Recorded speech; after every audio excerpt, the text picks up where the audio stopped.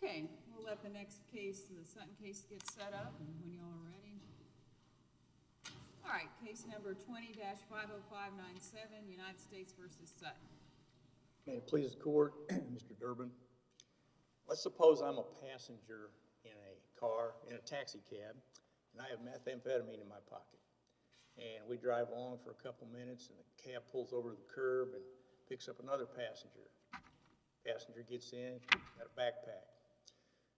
We drive along for a couple minutes, and then for whatever reason, I couldn't make one up for my scenario, but for whatever reason, we get pulled over, everybody gets searched, they find the methamphetamine in my pocket, they find a gun in the backpack than the other guys.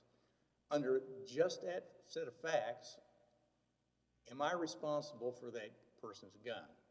I say the answer has to be, based on just those facts, a no. There's just nothing that ties that gun and me to any sort of jointly undertaken criminal activity. And so far as I can tell, that's exactly what we have in Ms. Sutton's case as to the second issue, and that's the 2D1.1B1 firearm enhancement. Jordan Taveras is driving the car.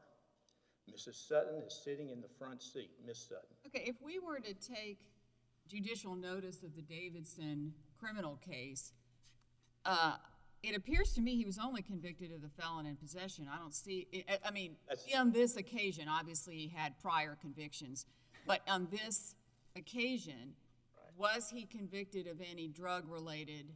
Not so far as I can tell. I'm not, I have PACER, so I looked up his case, and so far as I can tell, I don't have access to his PSR or anything like that, but so far as I can tell. Just a situation where maybe he was prosecuted in case A and Sutton was prosecuted in case B, but they were both prosecuted for conspiracy to, sell meth or something in the car. He was prosecuted for felon in possession, and she was prosecuted for the drugs. Right. Separately, and not as conspirators in the drugs. Correct. Right? That's correct. Okay. I just want to be clear on that. Well, I mean, but was he indicted? I'm sorry. It was a plea, right? So was he indicted for conspiracy or possession of drugs? So far as I know, no. He was indicted for felon in possession of a firearm, and that's what he did, as far as I know. Okay. I have his indictment that I thought, okay, if we're able to take, I'm going to ask if we should take judicial notice of the Davidson case, but if we will, he was indicted for possession of a Smith & Wesson model, blah, blah, blah, pistol. So, I mean. Well, the probation officer, in response to Ms. Sutton's objection about this enhancement, said, well, although there weren't co-defendants in the same case, he was indicted based on the same offense conduct. And the only same offense conduct that I can see is they rode in the car together for a few minutes. And I can't tell that that constitutes jointly undertaken criminal activity. The probation officer treated this, although she used the phrase jointly undertaken criminal activity, citing to the Montelongo case, she treated this like it was strict liability. She, this was what the government said in its brief. Firearm was in the vehicle with her when she was found in possession of narcotics. That's it. It's not strict liability. 2D 1.1. Well, I just want to be clear, as I understand the facts, she was sitting in the front passenger seat and Davidson was in the back seat. Behind the driver. Behind the driver, and the gun was found where he was. Yes. And the purse with the drugs were found where she was. Correct. That's the way I understand it as well. So it's not as if the gun was sitting out in everybody's vision there in the little cubby next to the driver's seat. That's the way I understand it as well. Okay. And 2D 1.1 is not an independent, freestanding enhancement, untethered to relevant conduct if the gun is possessed by somebody other than the defendant. If somebody other than the defendant has the gun, then somehow it has to be relevant conduct for the defendant. This is a quote from a 1990 Fifth Circuit case, 917 F. 2nd, 879.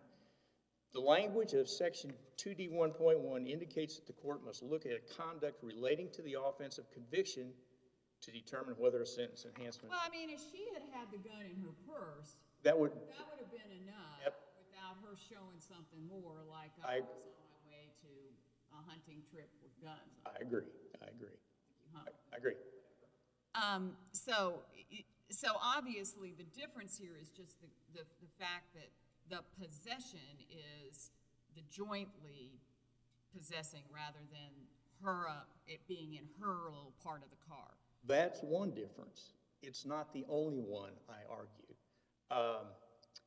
Let's suppose, even if there's some scenario that I didn't see, that somehow they were involved in jointly undertaking criminal activity, I don't believe that that's enough anymore without going through the relevant conduct guideline as amended in 2015.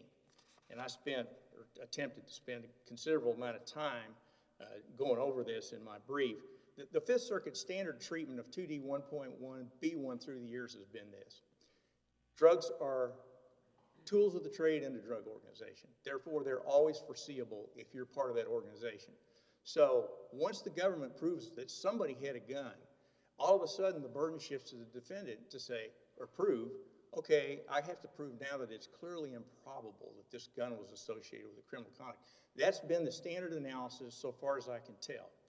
And my argument is that that should have changed on November 1st, 2015, when the relevant conduct guideline was amended. Some courts have, it describes itself as a clarifying amendment. Other courts have called it a redefinition. But if they weren't in a conspiracy together, we don't have to decide that point, do we? I mean, to me, this seems like a very fact-bound case that I'm not sure we have to decide a bunch of complex issues.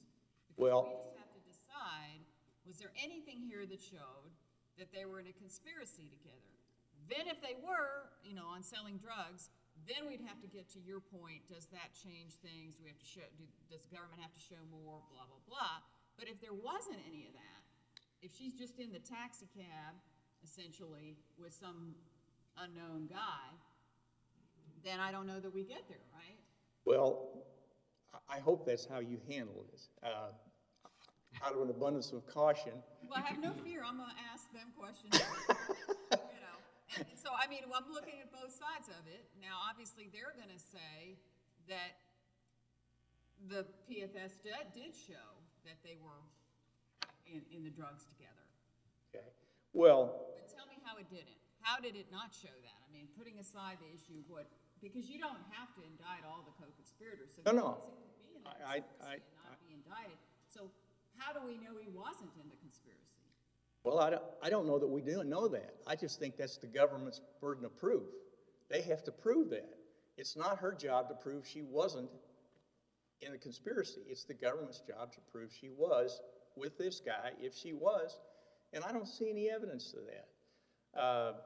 The correct analysis now, and I understand that the court is perhaps not interested in getting to the relevant conduct as it relates to the gun, but... Well, it's not that I'm not interested. I just don't reach issues we don't need to reach. I don't like to do that. Well, So and I'm trying to make sure I know what issues we need to reach. Right. Now, the government will say we do need to address that because the government thinks they were in a conspiracy. if the government convinces the court that somehow they are part of a jointly undertaken criminal, that they were part of a jointly undertaken criminal activity, then to me, the analysis then goes to, and this is a Fourth Circuit case because I couldn't find a Fifth Circuit one, this is 790 Fed Appendix 498. Section 2D 1.1B1 provides at the base offense level, I'll skip that part, the relevant conduct provisions of the guidelines, defendant 1 is subject to the enhancement if defendant 2's possession was within the scope of defendant 1 and 2's jointly undertaken criminal activity, in furtherance of that criminal activity, and 3, reasonably foreseeable. And all through the years, it's been reasonable foreseeability, end of discussion. They've never used that analysis. And unfortunately, in my opinion, I can find 12 cases since November 1st, 2015 to the present, where the court has analyzed a situation where a defendant is held accountable for somebody else's gun under 2D1.1B1, and every time out of those 12, as far as I can tell, all they look at is foreseeability. They don't look at whether it was in the scope of the agreement. They don't look at whether it's in furtherance. Excuse me, that was me. Whether it's in furtherance or not. And to me, I think that should change because... What evidence is, if we end up following those 12 cases or whatever, what evidence was there of reasonable foreseeability of Sutton?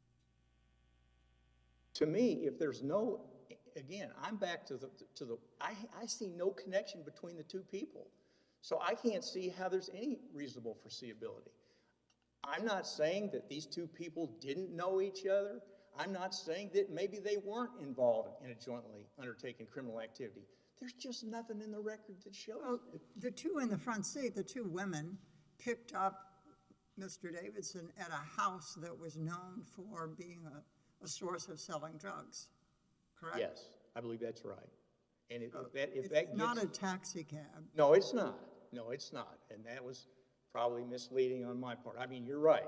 But I still think that's not enough. If you pick somebody up from a drug house and they get in the car, I think you got to have more than that. Or that's my argument. That's my argument.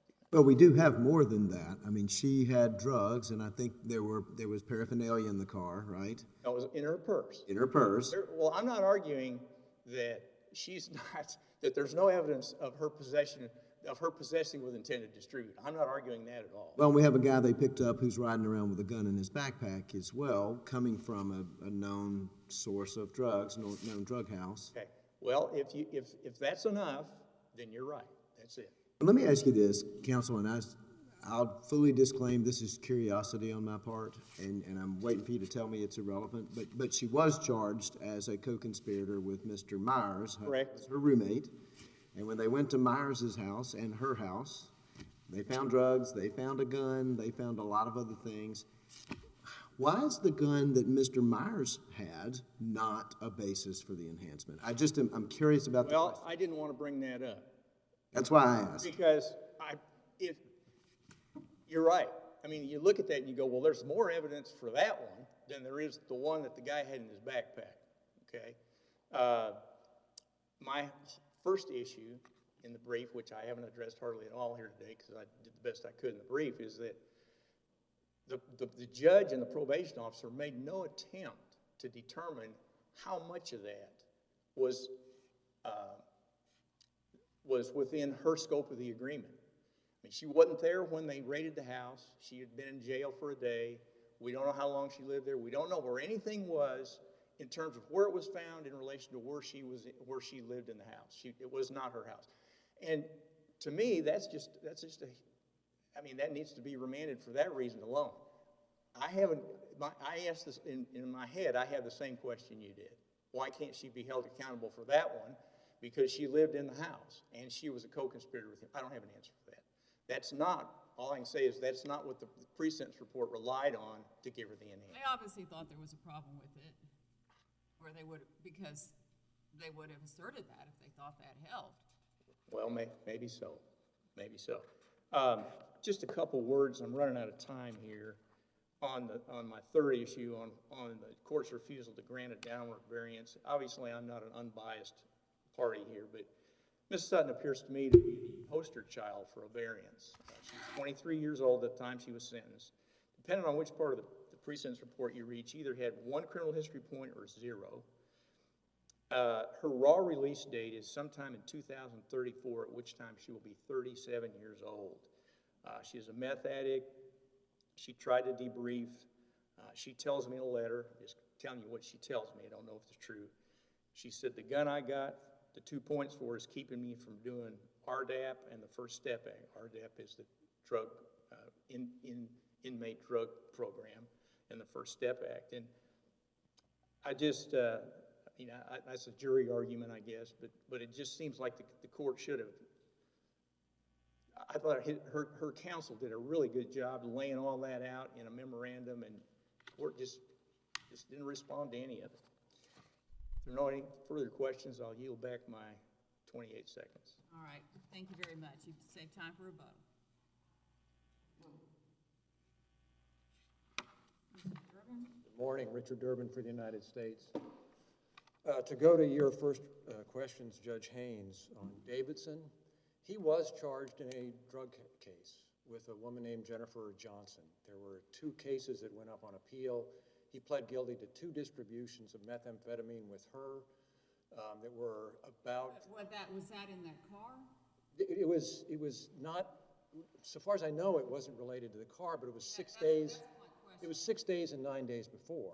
Okay, And but so I mean, I realize he's we- got other convictions. we had him treated, but it could have all been the same conduct, but the prosecutorial decision was he was in possession of a gun on December, I think it was the 12th, when that car was stopped, but he had already made, within the previous week, 10 days, 2 undercover deliveries that involved another woman. But they were not with Miss Sutton?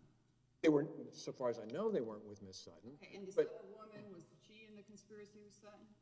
well, I'm not going to tell you that she is, because that's not what's in the record. What I will say, though, that informs what the district court probably knew in making the decision about Miss Sutton is that she wasn't just in a taxi cab. She had in her purse, she had distributable quantities of methamphetamine and heroin and a digital scale. Okay, the And problem Mr. is that Davidson, he's not contesting that she possessed drugs understand, and was selling them. So that isn't the question. That's what gets you your base, level. It's the 2 points comes from Davidson in the back seat with a gun in his backpack. yes, and The concern I have about that is, what's the connection? well, if you're going to make a strict liability claim for that, then that's inconsistent with what the rule actually says. And I'm not. That's not our position. And because I think that there is... I don't know that all of us have always known what's in everyone's suitcase, backpack, and whatever in every car we've ridden in. Now, I don't drive around with drug dealers, no, but that doesn't mean I know what's in everybody's backpack, every place that I've ever been in every car in my entire life. Sure. And I think that's true of everybody in this room, right? I think that's true. Okay, so then what adds to what was in his backpack? Well, the fact that he's a drug dealer somewhere else, I mean, how does that connect him to her? Well, that's where I was going, is the information that was available on the record is that they were picking him up, those 2 women, Tavares and Sutton, were picking him up at a house that law enforcement knew was involved in distributing drugs. That's the first thing. So, and Task Force Officer Ornelas was not there to look for traffic violations. He was there because he had to have had information to be at that house at that time because there was something that was going to happen. When the car was stopped, very shortly after he got into it, in his backpack, in addition to 2 more bullets to the gun that was at his feet in the car, he had a digital scale, which is indicative of distribution, and he had a whole bunch of plastic baggies, which are also indicative of distribution. And Ms. Sutton had in her purse the distributable quantities of methamphetamine and heroin, as well as a digital scale. But don't you still have to show they're co-conspirators, not that they're each drug dealers, but that they were together? Because there's a lot of drug dealers in, Dallas, Texas, they're not all working together. I agree with that. And It's like a lot of grocery stores that aren't all the same grocery store. I wish there was more information in the record, because I think there's an informant back there. I think there was information she provided. I think there was more. Well, But we don't know what it is. To create the record to get an enhancement? Well, what I'm saying to the court is the information that is there. The question is that information sufficient to have supported the district court's finding? I'm saying there's not a dearth, there's not absolute lack of information about them being involved in jointly undertaken activity. But 3 of them in the car. Now, Counsel, so if they're ride-sharing drug dealers, it's not enough for this enhancement. Doesn't the government have to show that they're co-conspirators? And where's the evidence of that? the co-conspirator evidence is that they were there temporally at the same time. They were there with circumstances that could be inferred that she was going to distribute to him, because they both had scales. She had the distributable quantity. He had the plastic baggies to wrap it in. And he was involved in drug trafficking. She was involved in drug trafficking in Odessa, What Texas. evidence of his conduct was put in her record? All this stuff you told us about, 6 days before and all that, where was that in her? It was, The evidence about Davidson's involvement was known to the district court. I'm not. I'm not asking that. I understand it. What's in the record? What's in the record is what you all have described. Okay. There is the information about what's in his backpack. There's the information about what's in her purse. Okay, because the district court just relying on a bunch of stuff that they know from other cases that are not part of this case is not part of the record.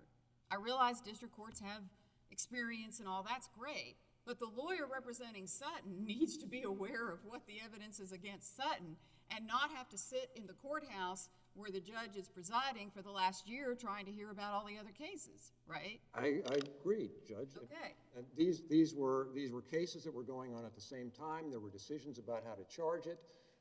And the issue before the court on the firearm is that sufficient to support the district court's application of it? Counsel, speaking of the prosecutorial discretion as to how to charge it, what about my curious question to counsel opposite? Why didn't the government rely on the gun arguably possessed by Myers, who was indicted as her co-conspirator, identified as her co-conspirator? I wish I could, pardon me, I wish I could tell you the answer to that, Judge. I wish somebody could. I don't know. I don't know that it was so much a conscious decision because, and I hate to throw this into the game, but Myers' case is also pending. It's set for possible argument at the end of August. Now, I wish I had put these things together. I did Myers, but I picked this one up a couple of weeks ago, and I'm sitting there looking at it going, wait a minute, these two maybe ought to be together? And that's our shortcoming, but I want you to be aware of it. And Myers, the issue is holding him accountable for the gun in the car. That's one of the issues. I don't know why they did it that way. I realize that, you know, life is complicated, but the reality is criminal law puts a burden on the government correctly. Yes. Okay? Even if we all know this guy is guilty, if you don't put on the evidence that he's guilty, then we can't affirm a conviction. I agree with that, Judge. And you're well aware of that, and that's just core to our criminal law in the United States. So that's what we all have to address. I understand. Getting back here, I still have a problem with the fact that anybody in a car is liable for what else is in anybody else's backpack without any connection other than they were all in the car. And She wasn't even the driver. And I'm suggesting that they weren't simply all in the car. It wasn't a taxi cab. That's a really nice hypothetical, but that's not what this is. Even if This was a drug house known to law enforcement. she wasn't even the driver, she wasn't the one picking him up. So she's getting a ride with her friend. To where? To a drug house to pick up somebody who's got a gun and baggies and a That guy scale. was picked up, and we don't know what would happen after that because then they were pulled over. Well, no, we don't know what would happen after that, but I mean, those circumstances. Maybe they just all go to McDonald's. I mean, we don't know. And so the problem is, again, I understand why it's suspicious, and I wouldn't want to be in that car and all of that, but that isn't enough for proponents of the evidence. If that's where you. If that's all you've got. If that's where you come down, that's what's in the record. That's what's in the record. And all I can do is say that you have to make that decision. If that wasn't enough for Judge I Counts. understand. I'm digging as hard as I can to understand all the pieces. Trust me, Now, I have dug Should too. we take judicial notice of the Davidson felon in possession conviction, or should we ignore that? I don't know that the conviction matters. I think more important is the. Or the indictment, because the indictment that I saw that came out of this car was felon in possession. Yes. Nothing about conspiring with Sutton or anybody else in the car on that day.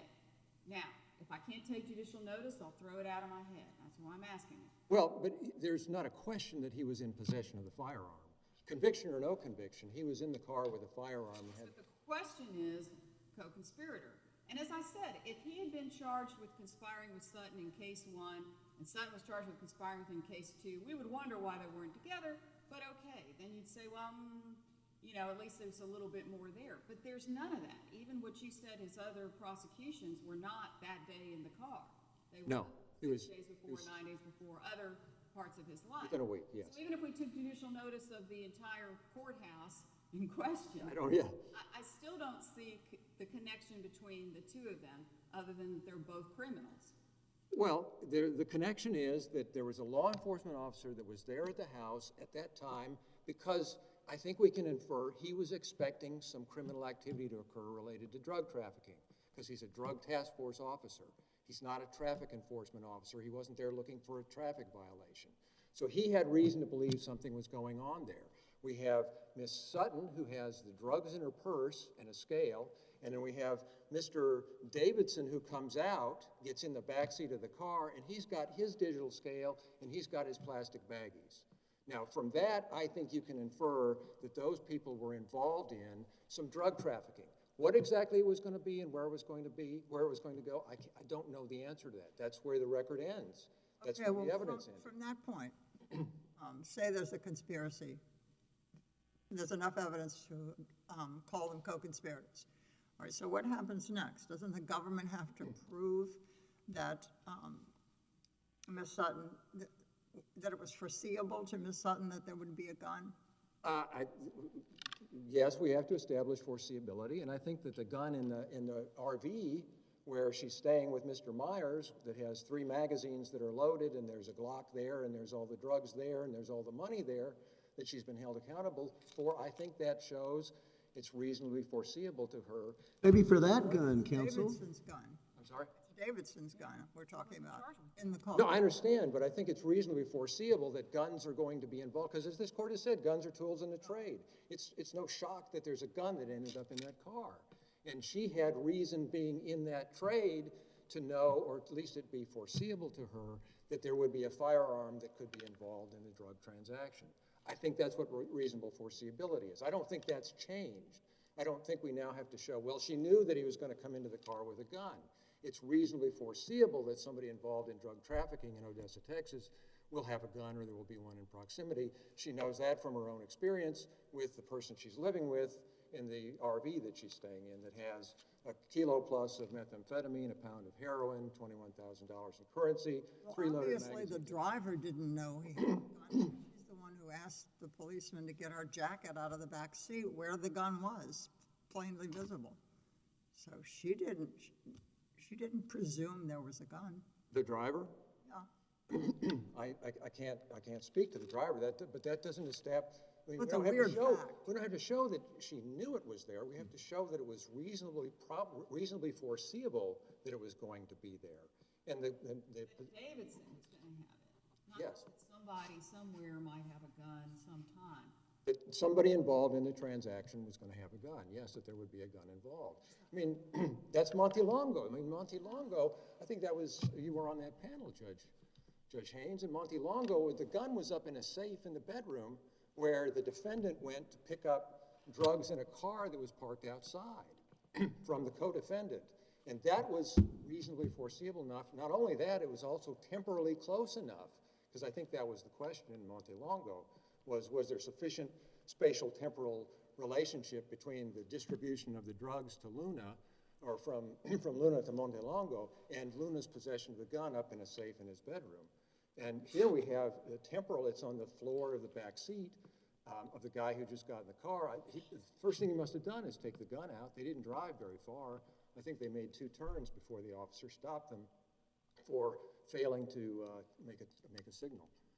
But that's the issue. I mean, I'm not going to convince you any further whether that's what the evidence. It was Judge Clement on Montalongo. Oh, was it? I'm sorry. I'm sorry. I don't think so. So I'm I sorry. went back and looked. I apologize. My mistake. It's okay.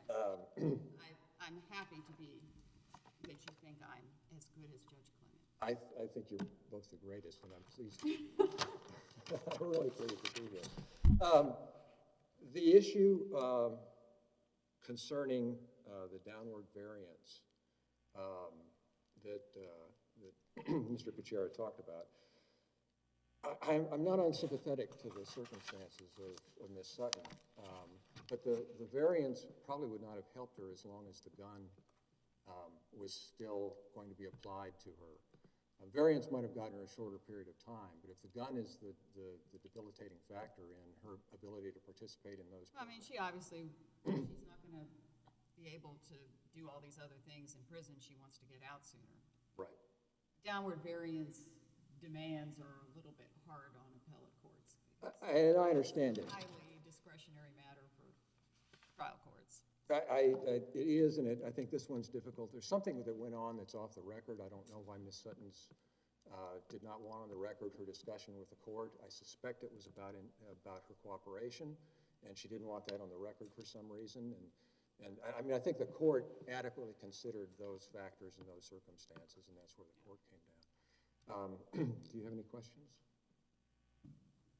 I'll give you the rest of my time. Thank you. And we'll hear Mr. Kuchera's rebuttal. I don't have it with me. I believe there's at least an Eighth Circuit case that says you can take judicial notice of other court records with regards to your being able to take notice of judicial. What do you do then if we also take notice of these other 6 days and 9 days and whatever, all the drug deals that Davidson did in apparently some other case besides the one that I looked at? Well, court records, I was thinking pleadings. I wasn't thinking pre-sentence investigation reports. Anyway, that's, maybe I shouldn't have said that. I mean, to me. Well, are you objecting to us taking judicial notice Of the indictment in Mr. Davidson's case? Absolutely not. Let's see, 7-20-CR-0009 in the Western District of Texas. I did not object at all. Okay. I did not. The Montelongo case, I believe it would be decided differently today under the new amended version of 1B1.1. Mr. Durbin repeatedly talked about foreseeability, and that's what the Montelongo case said. Montelongo participated, and Montelongo could have reasonably. But wasn't Montelongo, weren't they in a conspiracy? They were. Okay. And that's a little bit of a, I mean. So, it is. That's apples and oranges. That's not us. so even if we follow Montelongo to the T, You don't get there. doesn't we come out the same way as it came out? Well, if Under these facts. if you believe, and I saw this quote recently, the line between speculation and reasonable inference is often not very clear. If you believe it's a reasonable inference that when he came out of that house that had drug activity and got in a car and she has drugs in her pocket or in her purse, that's enough to make him part of a jointly undertaken criminal activity. If you can do that and make that reasonable inference, I think the sky's the limit. Anybody in that house, whatever, gets in that car, they're automatically part of a jointly undertaken criminal activity. I think that's across the line. I think that's speculation. So where is that line? Because, I mean, that's the problem. I understand in this case we need to address the facts of this case. But, you know, typically drug dealers don't advertise in, you know, the Dallas Morning News or whatever about they're selling drugs, you know, tomorrow out on the street there on, you know, Main Street or something. So, you know, you always are having to make some inferences and so on and so forth, and that's what you're... One of the government's gigantic tools is debriefs to get information.